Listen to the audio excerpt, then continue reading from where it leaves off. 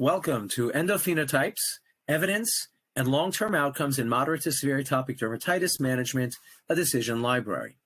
I'm Professor Jonathan Silverberg. I'm Director of Clinical Research and Patch Testing at the George Washington University School of Medicine and Health Sciences in Washington, D.C. These are the faculty disclosures, and these are the learning objectives for the program. I'll get started now with Module 1, Atopic Dermatitis Endophenotypes, Reflections on Their Implications for Management. So if there's one word I had to use to describe atopic dermatitis, it would be heterogeneity or heterogeneous. Atopic dermatitis is a very complex disease, and there are many different dimensions of the disease that can manifest in different ways. So we've got heterogeneous skin manifestations, heterogeneous symptoms, lesional severity, lesional extent, and longitudinal course, heterogeneous burden of disease, and heterogeneous comorbidities. And for the sake of time, I can't go through the depth of all of these different points, but there's almost in a sense no two patients that are exactly alike.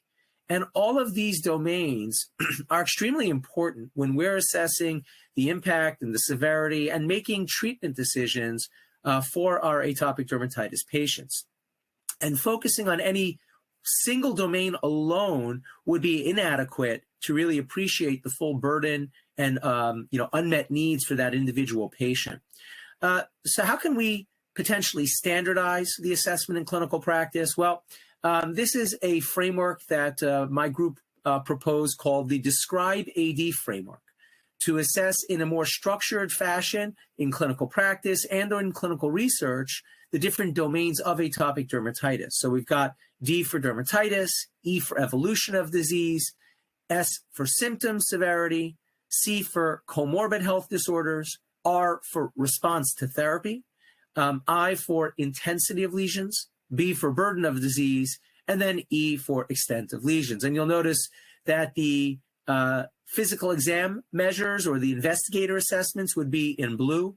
The patient-reported aspects of things would be in red, and then the hybrids, if you will, would be comorbid health disorders and response to therapy. Those are indicated in purple. So this is a framework that you can use. It's free to use in clinical practice and clinical trials, and hopefully is an approach that will allow for better standardization of assessments in the real world. Now, there's also a lot of heterogeneity in terms of the immune mechanisms and different potential phenotypes of atopic dermatitis. And this is a study that is often cited. It's a relatively small translational study that looked at patients of Northern European descent and also patients of Asian descent from either Japan or South Korea. And not the largest of studies, but found that there are potentially different clinical phenotypes in patients of Asian descent compared to those of Northern European descent. But in particular, there were also differences in the immunoendotypes, where patients of Asian descent had more of a Th17 signature, more of a Th22 signature compared to patients of Northern European descent, where there was less of the Th17, more of a Th2 predominance, relatively speaking. And then subsequent studies have also found that patients of African-American patients did not have the Th17 components. And so we're starting to see that there might be differences, not only in the clinical phenotypes, but that aligns differently with respect to the immunology and the underlying immune mechanisms. And of course, you contrast all of this with, let's say, psoriasis, on the other end of the immune spectrum, lots of Th17, lots of Th22, but we don't see the Th2 aspect of this. And of course, we recognize that Th2 is a very fundamental pathway in atopic dermatitis. Now, the different presentations have a lot of clinical significance. So there's a classic presentation that we often think about, right? Classic as was told to us over the decades from literature largely driven by our Northern European colleagues. But classic presentation would be, sort of the ill-defined lesions, and lichenification in the creases, the antecubital and popliteal fossae, and this is more common in patients who are white.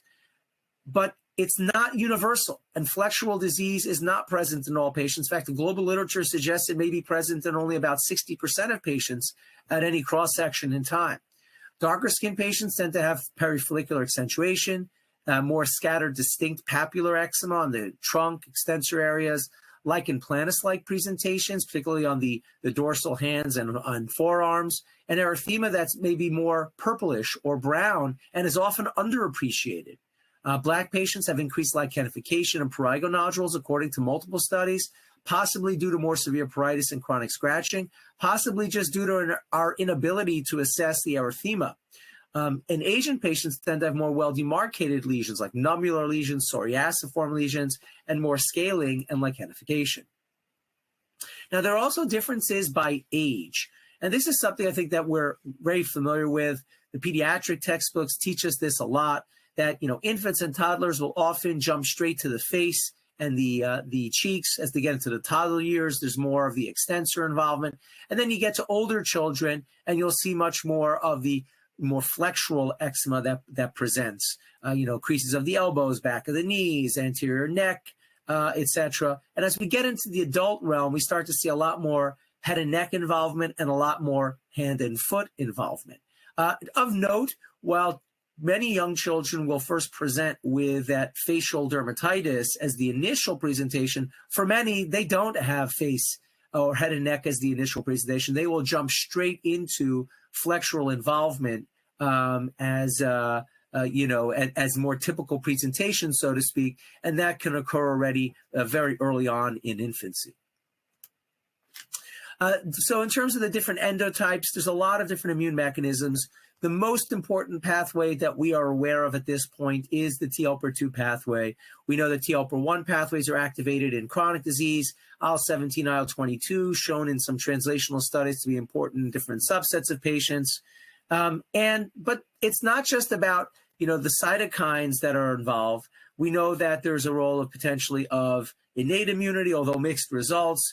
There's different allergens that may be driving or additional triggers layered on top of the disease, whether it's T-cell mediated responses, whether it is IgA mediated responses, depending on the subset of patients. We've got impaired epidermal barrier. We've got downregulation of epidermal lipids and proteins. We've got, in terms of different biomarkers, unfortunately, no great biomarkers that are well accepted in the field, but of the best markers out there, we see that they are upregulated and correlate with severity, like serum TARC in particular, and there's other ones as well. And these are associated with different clusters of disease in terms of not only how the biomarkers align with each other, but potentially even correlating with different clinical phenotypes as well. Now, in terms of the immune system, targets, because this is not just a theoretical exercise anymore. We now have multiple novel biologic agents, therapeutic proteins that are targeting these very specific cytokine pathways, or small molecules that are working intracellularly downstream from these different cytokine pathways. So what do we need to know? Well, here we see at the top, the epidermal barrier. We see some hyperkeratosis. We see some elongation of the reedy ridges that comes with some of the chronic changes of eczema. Noted here are barrier disruption, loss of filaggrin, as well as loricrin and vellucrin, downregulation of epidermal ceramides, etc., changes in pH, loss of antimicrobial peptides. So a lot happening at the barrier level. But at the superficial dermis level, we've got a lot of different immune infiltrates that are in play. TLPR2 cells noted in the center because we think that those are the most important ones. They release IL-4, IL-13, interleukin-31, and IL-5, although that seems to be less important in this disease pathogenesis.